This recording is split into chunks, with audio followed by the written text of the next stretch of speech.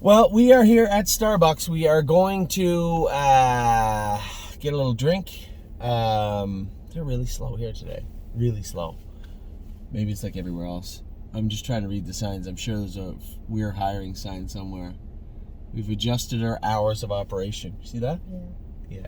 It's everywhere. That's a pandemic. That's an epidemic.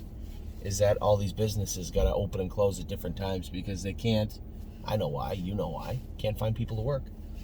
Anyway, we're going to talk about Harrisonburg. Just clear the air.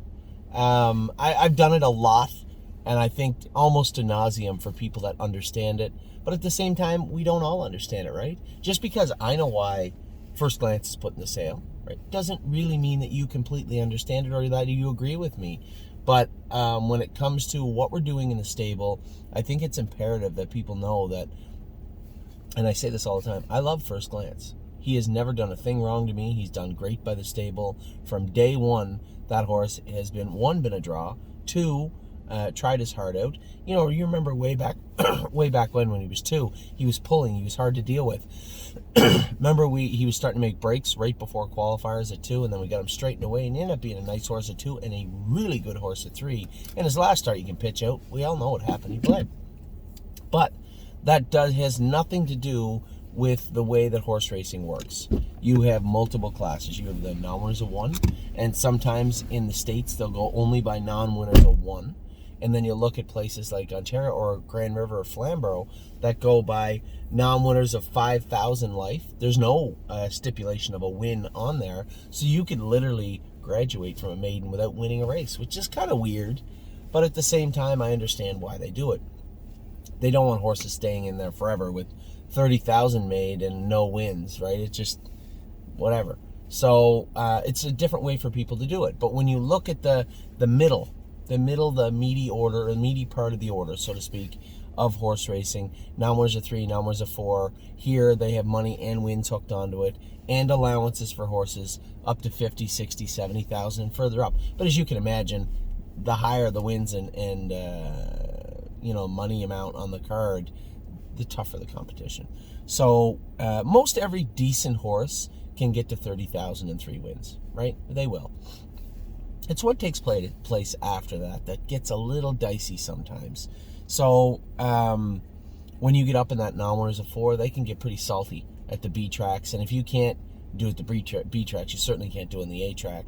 Your only alleviation from that is a condition claimer. So we've raced a number of horses in them. Brilliant Corners was claimed out of 1 this year. Adrenaline Rush had raced in and out of 1. Who's the other little guy? Blue Monk had raced in and out of 1. Those are good classes. The only issue, 1, they don't go for a lot of money. And again, we're going to keep money out of this because I want to make this strictly about the horse. But when it comes to horses in those races, so the claiming price on a horse like First Glance would be, for a 4-year-old, 25% would be $18,015 claimer.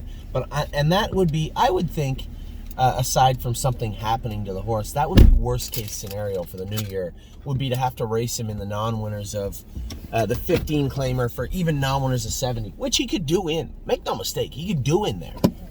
But when I look at First Glance right now, here's a horse. I'll spin it the other way for you. Here's a 3-year-old pacing colt currently with a mark of 154 that has raced and paced multiple times in 153. He's raced in the grassroots. He's raced in the grassroots. He's raced in the overnights and done very, very well all year. Anytime he got beat, it was pretty obvious why. Either they went too fast in the stake races, or in his last start, which would be the only start, you'd shake your head and say, geez, what happened there? We know what happened. He bled a little bit. It's not the end of the world. We can fix that up. He went on the Lasix program. So this horse right now, on paper, especially when people are looking for horses, you might get 35 or 40,000 US for this horse. Whereas what likely could, and most definitely possibly would, happen in the new year is that he would be in a condition claimer. And I had somebody say the other day, a fair argument, said, well, it can't always be about money. You're right, it isn't. But my job is to manage the stable. My job is to try and make sure that everybody has the best time they can when they're here. And I'm sorry, but when it comes down to 22,500 Canadian against potentially 35 or 40,000 US, my job as the manager, and my job as the shepherd, so to speak, of this stable, is to make sure we make the right decisions. I've seen this happen. This has unfolded before, time and time and time and time again over the last 4 or 5 years. And before I ever met you and you ever met me, long before that, this has been happening. This is the reality of horse racing. Now, you could roll the dice and say, geez, we'll keep him and hope that he can do in the now where's the 6, now where's the 7. But I'm telling you right now, I don't think he can. So I believe what you're going to have come 2022 is a 15 condition claimer, now known as a 70, with allowance. You'll go for 18. That's what you'll have. 18.75, whatever. And I'm not okay with that. I'm sorry. I'm not okay with making mistakes and going the wrong way when I know, better than good chance, you're going to end up on the path you don't want to be on next year. And there's nothing to say he's going to go in that class and just dominate and win and win and win. No. Those classes can get a little tough also.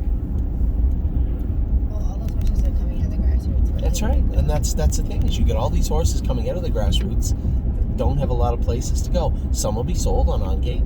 Some will be sold at Harrisonburg. Some will be kept and raced here. Some will race at Mohawk. Some will race on the B tracks. But there's not going to be walkovers. So I'm telling you, you have a very slippery slope moving forward with this horse if we keep him, and a pretty good option if we sell him. That's why First Glance is in Harrisonburg. Not because it's all about money now and Anthony doesn't care about own a little, love it a lot. That's a wonderful saying. It is awesome. But come on, we're all big boys and girls here, and at some time we have to realize that tough decisions have to be made sometimes for the betterment of the stable. And you might think that keeping First Glance and racing him in a condition claimer just because he's a pretty gray horse and you like to cheer him on is wonderful. But as somebody, the steward of the stable, somebody that has to make sure that I try to make the right decisions for everybody, I just can't do that. So that is why First Glance is in Harrisonburg. And I don't think I can make it any clearer than that. This is simply an issue with classification. That is it. So, I'm a Lovely Lady will also be up for sale. I think you'll probably see her up for sale. Maybe we'll dip our toes into the open market before the consolation on the 16th, simply because that's the most she'll ever race for the rest of her life, probably. Nice filly. She will do Nowhere's a 5, Nowhere's a 6, somewhere like Yonkers. This is a filly that actually has less classification issues than First Glance, but has a lot more money made. So if you're just going by money, which they don't do in a lot of the U.S. jurisdictions, then you could have a problem. If you're going by wins, she has 3, maybe 4 parimutuel victories, which means there is room for I'm a Lovely Lady. We'd like to soak up one of those parimutuel victories next week at the Meadows if we could. That's the plan for I'm a Lovely Lady. Jazzy Judy, now here is an interesting thing. When I put her in the sale, I'm thinking she trots 58, 59, she's got 100,000 made. There isn't a class on planet Earth she can race in other than probably a claimer afterwards. As much as I loved her. Then all of a sudden, she didn't need the hobbles. I trained her in 58. This is a filly with 10 lifetime starts, maybe 11 at the very most, who I believe is going to come forward. Now, we have till the 1st of November to say we're going to have to pay a $1,100 penalty to take any of these horses out of the sale now. But when I look at what this filly could be, if she goes out and trots in 55, 56, which I think she can over the next 4 or 5 starts, I believe at that point, you can say, geez, there is a place for Jazzy Judy outside of horse racing. One, as far as being she's a decently bred filly. The sire, okay, we'll give a little unpolitical briefing. I don't know much about who his siblings are or where he comes from. I don't really know. But she's a decently bred horse that's got a lot of grit. And if we happen to get a mile of 55 or 56 into her, a lifetime mark into her, heading into races that go for 20, 20, and 100 in Dover. Now this case, that could be about money. Because she probably would never be worth more than she would at Harrisonburg. And if she gets a couple of good lines on her, which I'm pretty sure she will,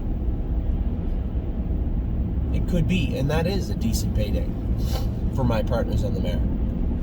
I'm just worried. You talk about first glance, having few avenues. If Jazzy Judy's a 58 trotter with 100,000 made and 5 wins, yeah, there are 0 avenues for her. You may as well turn her out and try and bring her back as a 4-year-old and hope that she grows up and matures. She does have a big, strong frame on her, so she very likely could mature and become a decent filly. But again, I'm looking at all the options for all our clients at thestable.ca, including my partners on Jazzy Judy. What is best for us? What is best for her? What is the likelihood of what will take place? I'm trying to forecast what a living, breathing animal will do over the next few months. That is not an easy thing to do. I'm going to be wrong sometimes. I've been wrong in the past. I'll be wrong in the future. But it doesn't mean I don't stop trying to do what's best for everybody. Mama Knows Best, I think it's pretty clear. Again, getting up there in money, getting up there in wins. But at the same time, I think this filly, again, demands a decent price, 30, 35, 40,000. I don't think we could accept 22, 23. There's a way forward for a Mama Knows Best. I love this filly. I love every horse on this list will have a price, by the way. They're not going to the sale and saying, oh, see you later. This isn't a get rid of these horses sale. This is what I believe this horse is worth. And if we don't get it, then yeah, we got to pay a little bit and take her home. But that's the way it is.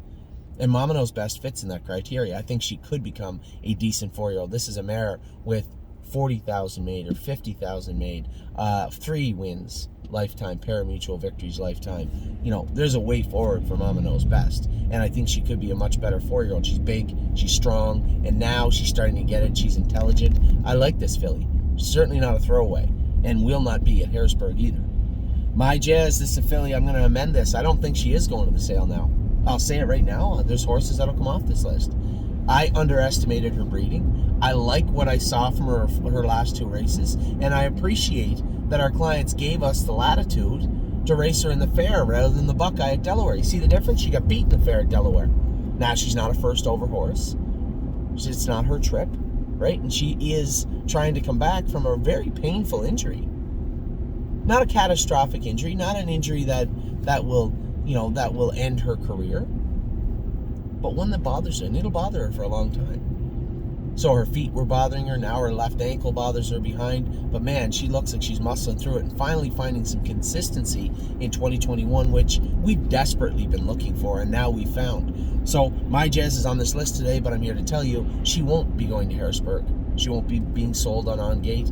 If anything, this is a filly that maybe we will breed. Remember, she was a sire stake winner, a champion at 2, right? Made 117,000, took a mark of 157 as a 2-year-old. Yes, if you do the background check on this mare, you'll note that as a 3-year-old, very sketchy, very concerning look at how she raced and the inconsistency in which she did so. Obviously screams injury because she was injured. Second dam is a horse that made $900,000. So yeah, My Jazz, for those of you out there saying My Jazz, I love her, and I see Facebook. I'm not stupid, I see it. But at the same time, my job is my job.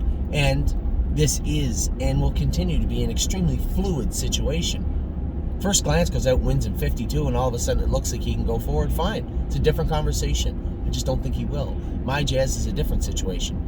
This is a filly that could be a decent broodmare for us. Again, I love horses that try, and I don't care. You would be hard-pressed to find a horse that tries harder than My Jazz on planet Earth. I can tell you that right now.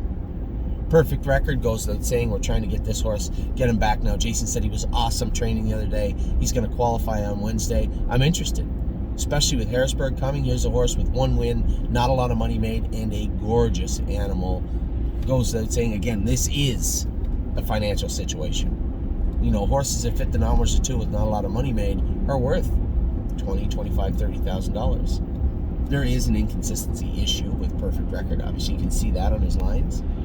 But I think he'd be a horse that would be very sought after as far as that, people looking for that type of horse, and that is the majority of people. Show me a horse that fits a lot of classes at a lot of tracks that can race on any size track with some breeding and a good-looking body type. He checks all the boxes for somebody looking for a racehorse for the fall and winter. Sweet Ambitions, slow horse. What are you going to do? Not much you can do about it. She just is what she is. She went out and finished second last night. She's the type of horse we're going to keep, right? Bang around the non-winners, a 2-3 condition claimer. She's not going to race for a ton. I know we had a lot of people saying, Anthony, this is a well-bred horse. Okay, let them claim her then. Because I can only breed so many. And if you say, who are you going to breed, Sweet Ambitions or My Jazz? I'm going to go with My Jazz. Just the way it is. So Sweet Ambitions, okay. I think I have her at Harrisonburg. Will she actually attend Harrisonburg? I don't know. We'll see what kind of line she puts on the next 4 starts. Tanzanite Tricks is a horse that likely will be sold privately before she ever gets to Harrisonburg. We will have to eat up that $1,100 penalty for pulling her out. But keep in mind, people look through the Harrisonburg catalog too when it comes out and say, oh, this horse in, I'm going to watch this horse, see if I can buy it privately before the sale.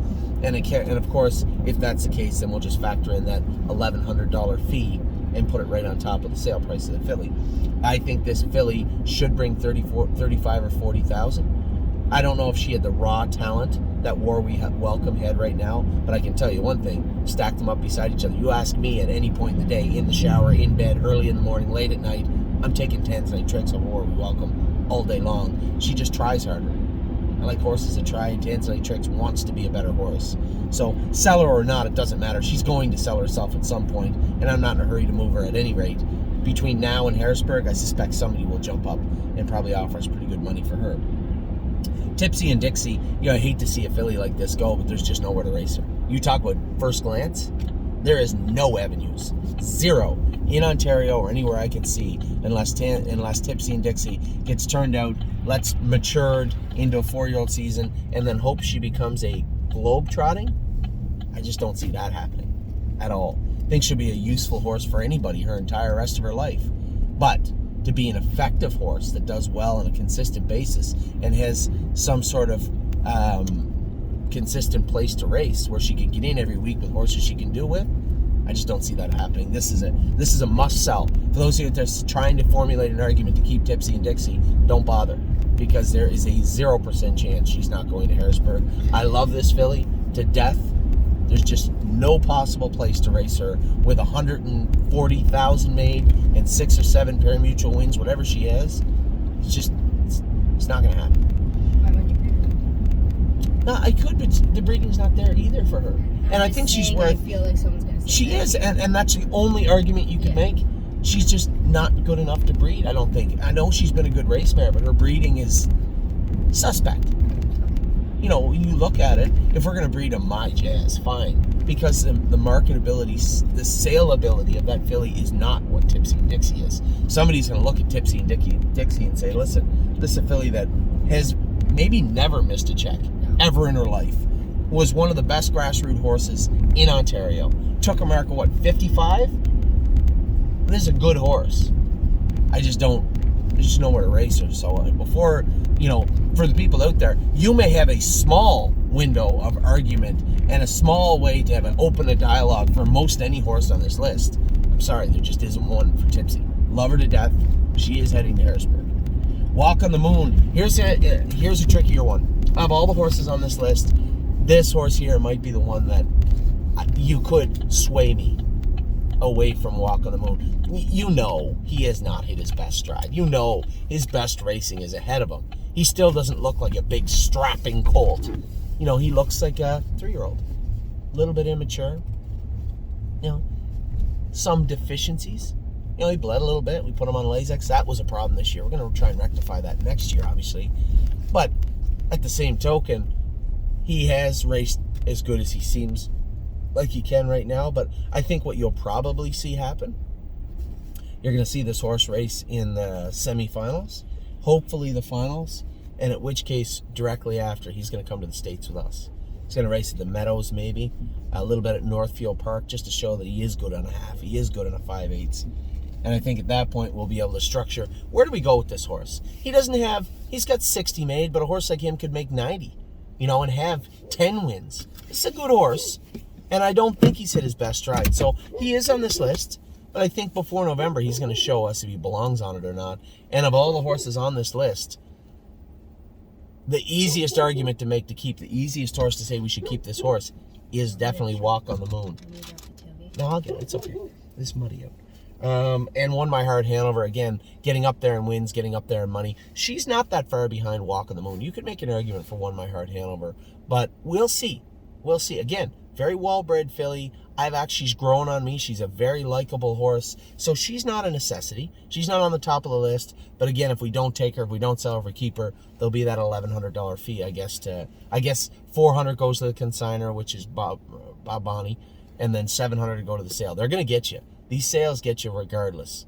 And yes, a number of these horses couldn't. I'm a Lovely Lady is in Harrisonburg really just for marketing.